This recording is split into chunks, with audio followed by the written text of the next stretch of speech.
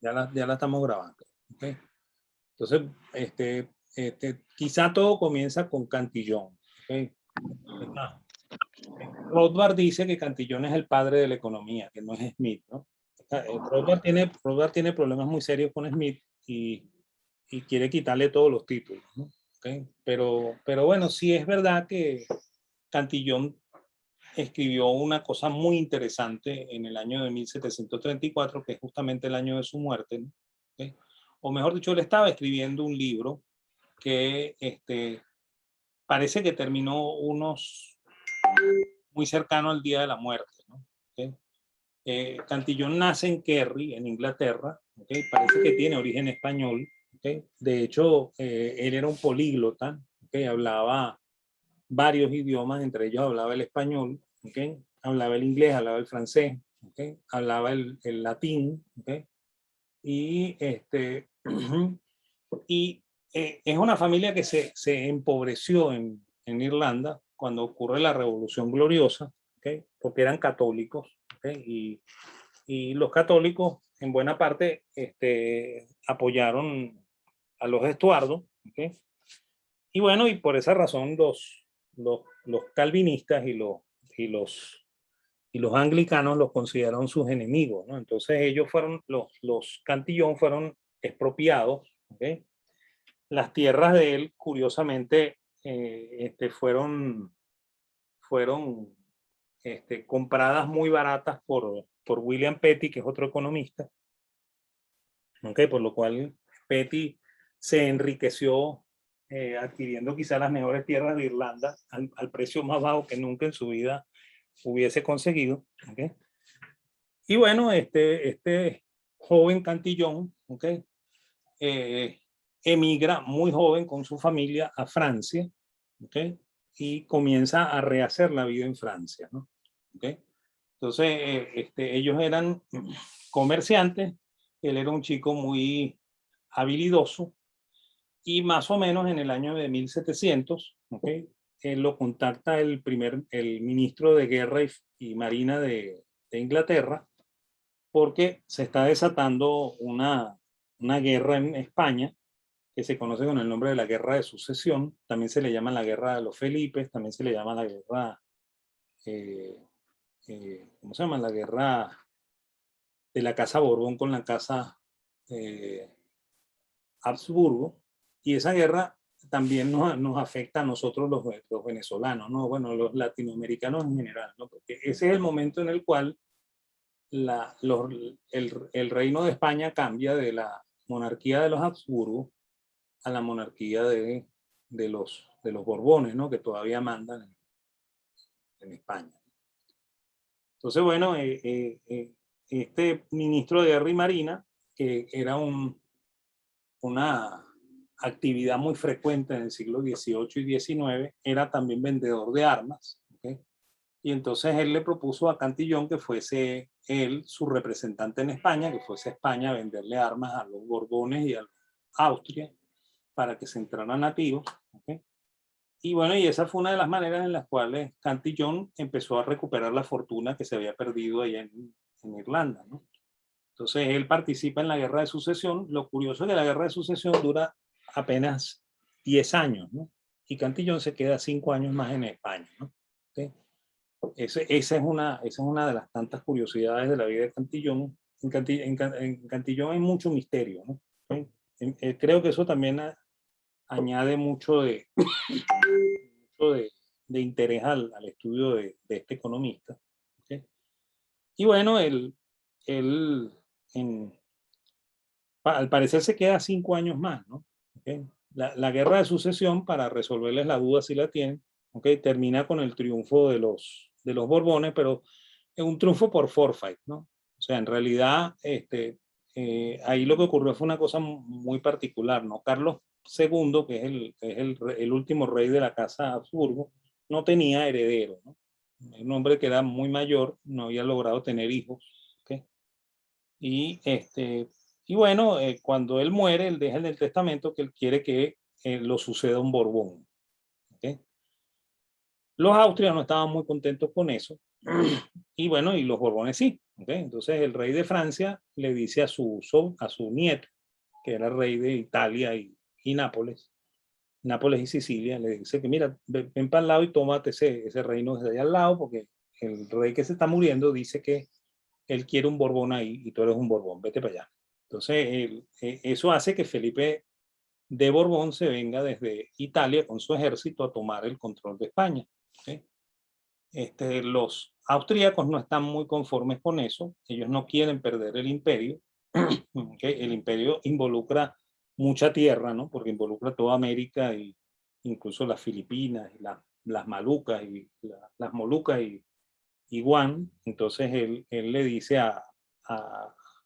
ellos le dicen a otro austríaco que se llama Felipe, ¿okay? Le dice Felipe, ve y toma tú el control de España. Entonces eso va a iniciar una guerra civil en España, las dos posiciones, o sea, los que querían a los Austrias mandando y los que querían que los Austrias siguieran mandando y los que querían que los Borbones mandaran. ¿Okay? Y bueno, y se enfrentaron, ¿no? ¿Okay? En 1710 se muere ¿cómo se llama? El emperador del Sacro Imperio Romano Germánico, que es el emperador del Imperio Austrohúngaro, y entonces el Felipe de Austria dice que él no quiere ser rey de un imperio quebrado como el Imperio Español, y estamos hablando de 1700. Y él se regresa a Austria a reclamar el título de emperador, porque él no quiere ser rey de España. Entonces, bueno, de esa manera tan triste los austríacos abandonan España y nosotros nos quedamos en las manos de los Borbones, que yo no sé si eran peor o mejor que los austríacos, pero en mi corazón creo que eran peor. ¿Okay? Es más, de hecho, España nunca consideró estas tierras su colonia, consideró estas tierras su tierra. Nosotros éramos España. ¿Okay? Los Borbones entran con una idea dual, ellos no saben si esto es España o es una colonia, y parte de lo que ocurrió en la independencia tiene culpa en la terquedad de algunos venezolanos que se empeñaron en que ellos no querían seguir siendo españoles, ¿okay? Y estos reyes que jamás entendieron lo que tenían, ¿okay? Que eran los Borbones, ¿no?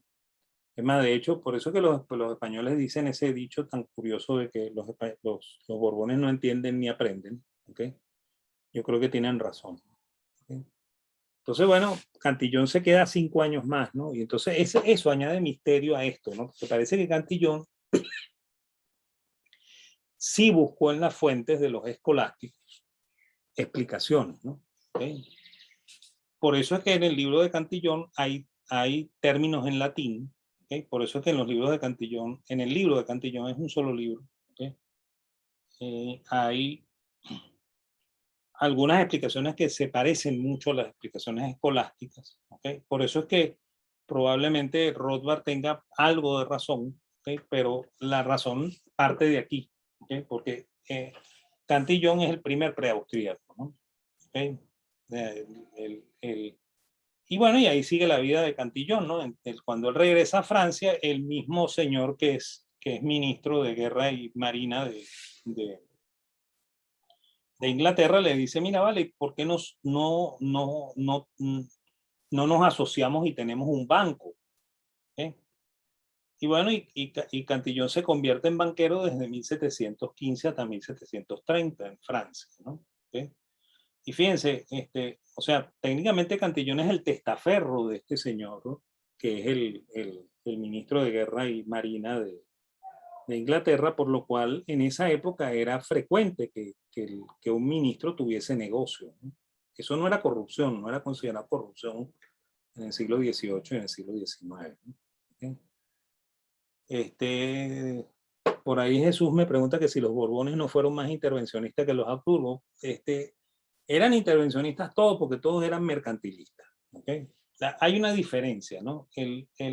Los Borbones son mercantilistas de compañía, ¿no? ¿Okay? Pero a la francesa. ¿Okay?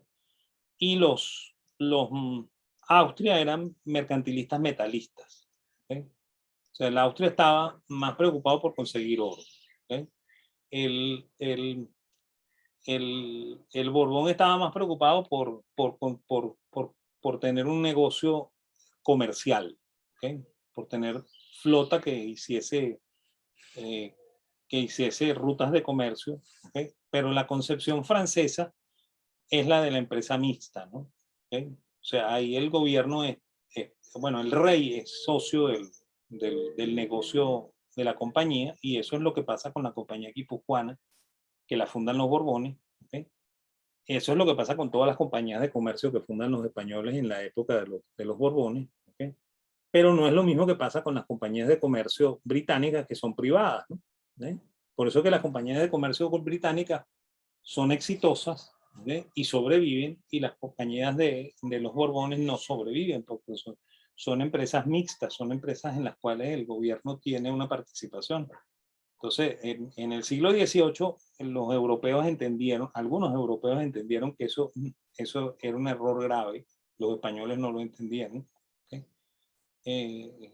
Son igualmente intervencionistas, ¿no? ¿Okay? Lo que pasa, a lo que yo me refiero con lo nefasto de ellos para América, es porque ellos no entendieron nunca que esto no era una colonia.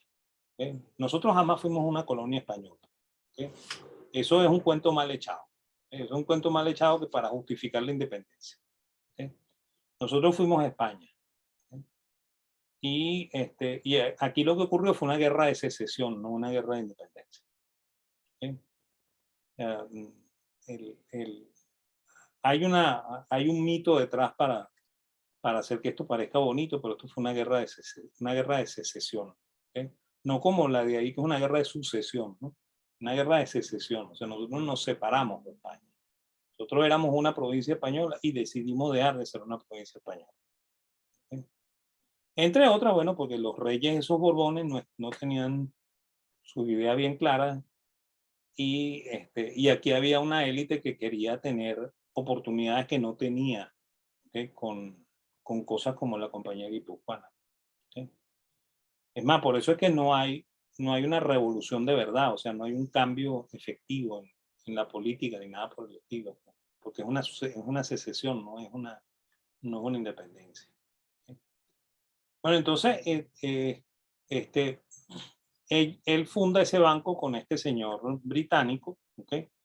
Y casi al mismo tiempo, John Law crea el Banco General, ¿okay? Y la Compañía del Mississippi, ¿okay? Que después, como buena compañía francesa, al estilo de los Borbones, va a ser nacionalizada, ¿no? ¿Okay? O sea, ahí lo tienen, ¿no? Y bueno, y ese banco, que es el primer banco central de Francia, quiebra apoteósicamente, ¿okay? Y eso genera un ambiente de hiperinflación monstruosa en Francia, que después jamás se detuvo, ¿no? Jamás se detuvo esa inflación, y al final terminó ocasionando la Revolución Francesa. ¿Okay? En 1720 ese sistema quiebra, y uno de los más beneficiados del sistema es Cantillon, ¿no? Cantillon supo jugarle al sistema. Es más, parece que Cantillon inventó la operación de corto y inventó la operación de ventas al margen en la Francia de aquella época. También fue el creador de los primeros movimientos de capital. ¿Okay? O sea, el banco de Cantillon era famoso porque Cantillon, tú lo podías contratar para que mandara oro a Inglaterra, y lo mandaba. ¿Okay? Y llegaba el oro a Inglaterra. Entonces, el primer individuo, el primer banquero que hizo movimientos de capital en el siglo XVIII fue este señor Richard Cantillon. O sea, estamos ante un genio. ¿Okay? Eso es lo que estamos, ¿no? Por eso es que tiene su lado perverso, ¿no? También tiene su lado brillante. ¿Okay? Los genios son así. ¿Okay? Entonces, bueno, él, al parecer, en 1730, se va para Londres porque se ha enemistado con Law. ¿Okay? Lo quiere meter preso. Intenta meterlo preso. Él lo detienen, y él, al parecer, soborna a quienes lo detuvieron y sale libre de la cárcel y sale corriendo a Londres. ¿Okay? Y se refugia en Londres. El banco sigue funcionando en París, pero él está en Londres. Después de eso, él va a viajar varias veces a París. ¿Okay? Y él es un hombre inmensamente rico. ¿Okay? Entonces, parece que en esos años él se dedicó a escribir el ensayo sobre la naturaleza del comercio en general, que es ese libro que está ahí escrito, ese es sobre la naturaleza del comercio en general. ¿Okay? El libro no se publica, ¿no? Sino que circula clandestinamente. ¿Okay? Y que era una costumbre en el mundo del siglo XVIII, ¿no? O sea, a veces los escritores escribían un panfleto anónimo y lo hacían circular. Entonces, si el panfleto era aceptado, si todo el mundo le gustaba y todo el mundo lo elogiaba, entonces el dueño aparecía y decía, bueno, eso lo escribí yo. ¿Okay? Entonces ahí salía regularizado con su nombre de autor, ¿no? Entonces parece que eso pasó con el libro de Cantillón. Pues empezó a circular de manera clandestina. ¿Okay? Y ese libro traía unas cosas muy interesantes, ¿no? Porque es que hay que entender una cosa, ¿no? La economía como ciencia no existe, ¿no? ¿Okay? O sea, todo lo previo a Cantillón, ¿okay? En realidad es derecho, ¿okay? O sea, es teoría de contratos, ¿okay? Y es estudiar la economía desde la ética, ¿no? Una cosa muy, muy del derecho, ¿no? Entonces, casi el economista, casi como hasta el siglo XX, fue un abogado mercantil. Eso es lo que era un economista, ¿no? ¿Okay? Entonces, bueno, este es el primer ensayo, ¿ok? Y el nombre de ensayo viene muy bien aquí, ¿ok? Que intenta hacer una explicación de la economía política, ¿no? Porque lo que estaban haciendo los mercantilistas era fantochería, pues. O sea, el mercantilista es un tipo que no entiende las relaciones de verdad del mercado y inventa cualquier cosa, pues. Por ejemplo, la riqueza son los recursos minerales. ¿Okay? Es más, eso es un mito tan bueno que todavía funciona, ¿no? Es más, mucha gente dice, no, Venezuela es un país rico porque está lleno de recursos, ¿no? Eso es un mito mercantilista, ¿no? ¿Okay? Miren, la creación de bancos centrales, ¿okay? Es un mito mercantilista, ¿okay? Y todavía funciona, ¿okay? O sea que el mercantilismo, además de haberle hecho mucho mal a la sociedad, ¿okay? Todavía está por ahí pululando, ¿no? ¿Okay? Y muchas de las cosas que los venezolanos decimos, ¿okay? Están asociados al mercantilismo, pues. ¿Okay? Es más, de hecho, cuando yo estudié economía y me dieron historia del pensamiento económico, ¿okay? El profesor que me la dio me dijo que Cantillón era mercantilista. ¿Okay? Es más, profundamente equivocado, no era un mercantilista. Este hombre entendía ciertas relaciones del mercado y las explicaba muy bien, ¿no?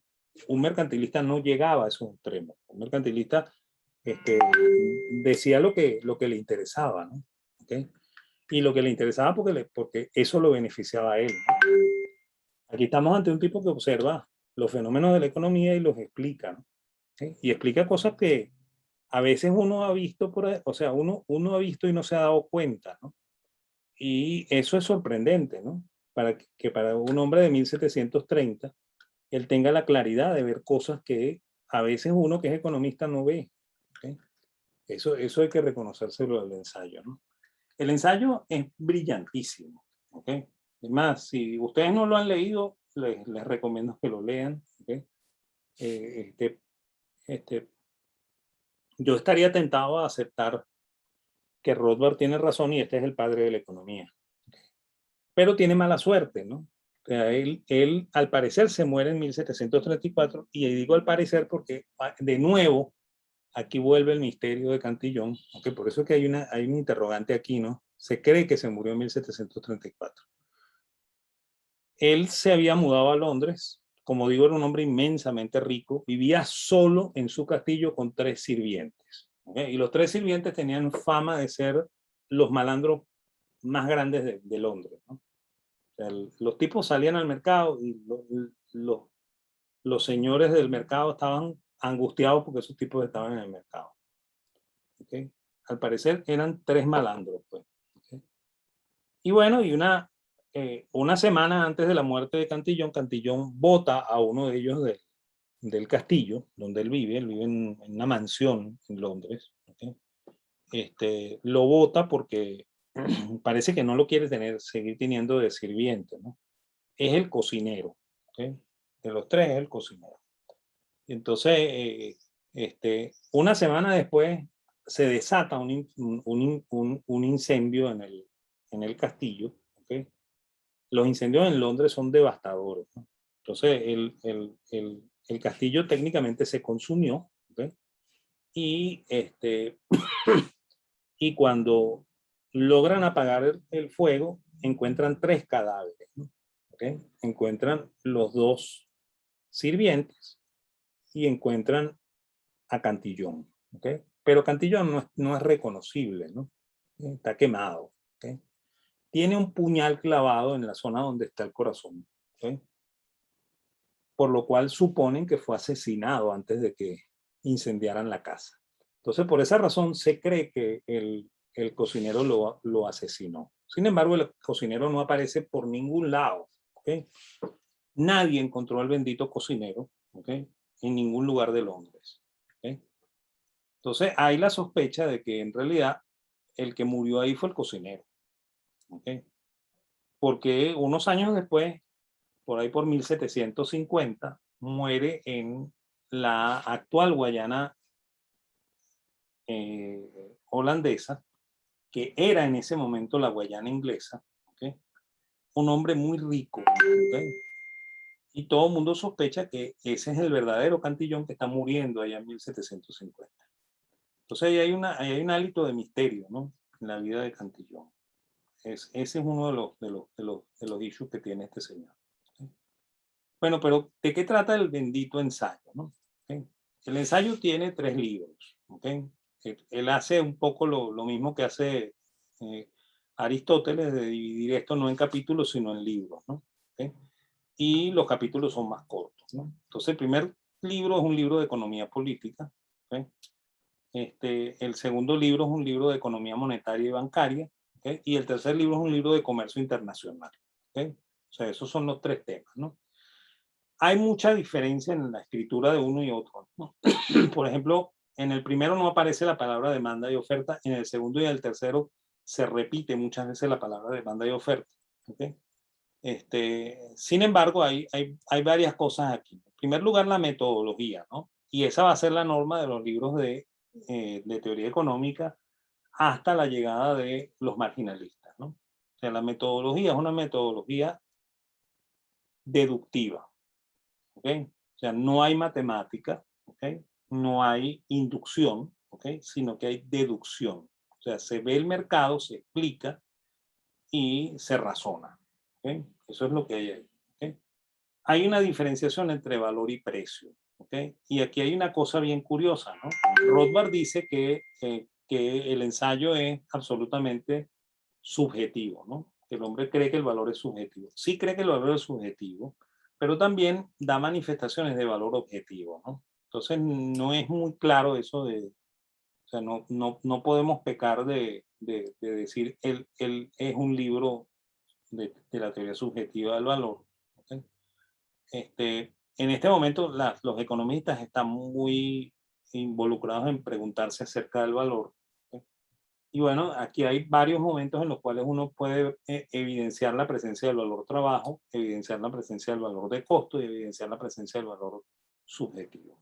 ¿Okay? Describe los negocios de la época, por lo cual uno puede entender cómo es la producción en un taller. ¿Okay? Y cómo se especializa. ¿Okay? Habla mucho de la incertidumbre. Es el primer hombre que habla de la incertidumbre. ¿Okay? Y cómo la incertidumbre afecta al empresario y cómo el empresario enfrenta la incertidumbre. ¿Okay? Para mí, esa es una de las cosas más geniales del libro, ¿no? Tiene una teoría de la población muy particular que no es la teoría malthusiana, ¿no? Él cree que los lugares donde hay mejor producción agrícola hay más población. Y esa es la explicación que le da a que China tenga más población que Francia. ¿Okay? La producción agrícola en China es mucho mejor que la nuestra y eso permite ¿cómo se llama? La extensión de su población. ¿Okay? Es el primer economista que habla de economía espacial, ¿okay? Porque él le da al empresario una importancia radical, ¿no? Y ahí es donde está la influencia escolástica, ¿no? ¿Okay? Ahí hay mucha influencia escolástica. ¿Okay? Él cree que el empresario decide, ¿okay?, dónde ubica la explotación. ¿Okay? Si el empresario le conviene estar más cerca de los recursos primarios, entonces el negocio estará cerca de las fuentes de recursos primarios. ¿Okay? Si al empresario le conviene estar más cerca del mercado, entonces el negocio estará más cerca del mercado. ¿Okay? Este es el primero. Ojo que los escolásticos hablan de dinero y precios, ¿no? Pero este es el primero que explica de una manera razonada cómo se comportan los precios. ¿Okay? Incluso él dice que no todos los precios suben de la misma manera, ni todos los precios bajan de la misma manera. ¿Okay? Y que incluso cuando están subiendo, todos hay algunos que bajan. Esa explicación a veces es difícil para un economista, porque el economista lo hacen creer que todos los índices se comportan como el índice de precio del consumidor. ¿Okay? Y eso no es verdad. ¿Okay? Y a ese efecto es a lo que los austríacos llamamos efecto Cantillon. ¿Okay? El efecto diferencial en los precios. O sea que a veces, incluso en escenarios de inflación, ¿no?, hay precios que bajan. ¿Okay? Entonces, eso se llama efecto Cantillon. El que los precios no se comportan de manera homogénea. Y tampoco se comportan de la misma manera en la que se comporta el dinero, ¿no? Porque a veces hay mucha emisión de dinero y eso no genera aumentos de precio, ¿ok? Y a veces hay poca emisión de dinero y eso genera aumentos de precio. Y eso lo explica Cantillon. Todo eso forma parte del bendito efecto Cantillon, ¿no? Y también es el primer economista que explica que las tasas de interés no se comportan como el dinero, ¿ok? No se comportan de acuerdo al dinero. Él es el primero que dice que a veces hay mucha abundancia de dinero, ¿okay?, y las tasas de interés son altas. Y que a veces hay escasez de dinero y las tasas de interés son bajas. Entonces, esa dicotomía también la explica Cantillon, ¿okay?, en su libro. Y bueno, y es el primero que expone las relaciones monetarias y la autorregulación del mercado, ¿no? O sea, eso que después va a ser desarrollado por Hume y que vamos a ver también aquí, eso es asomado por Cantillon. Y Cantillon también es el primero que asoma la teoría de la imputación, ¿sí?, que es una cosa típica del mundo austríaco. Es más, el